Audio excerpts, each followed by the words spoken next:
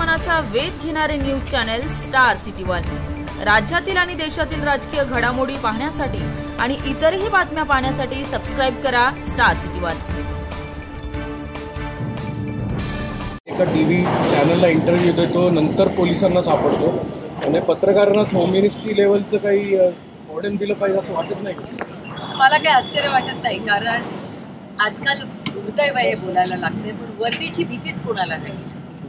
म्हणजे वाल्मिक कराड त्यांनी व्हिडिओ केला आणि व्हिडिओ टाकला आणि सांगितलं मी येतोय। म्हणजे मी येतोय म्हणणारा पहिलाच म्हणजे खुनामध्ये ज्याच्यावर आरोप झालेले आहेत तो माणूस व्हिडिओ टाकतो। म्हणजे मला विचाराल तर हा महाराष्ट्राच्या पोलिसांचा वाल्मिक कराडनी केलेला अपमान आहे। म्हणजे एकीकडे जेव्हा पोलीस त्यांना शोधतायत, त्यांना एवढा विश्वास आहे त्यांच्या आकावर, जे कोणी त्यांचे आका असतील, की त्यांनी महाराष्ट्राच्या पोलिसांचा अपमान केलाय, ज्यांचा सार्थ अभिमान आपल्याला सगळ्यांना आहे।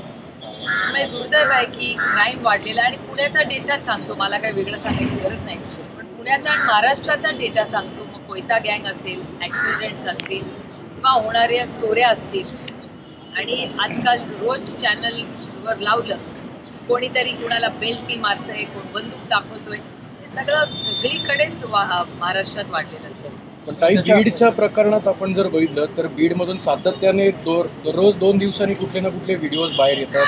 तर कुठलाही पॉलिटिकल कनेक्ट त्याला जोडला जातो आणि मग परत सगळं झिरोपासून स्क्रॅचपासून सुरू होतं आहे। व्हायलन्स आणि गुन्हेगारी म्हणजे परिसीमा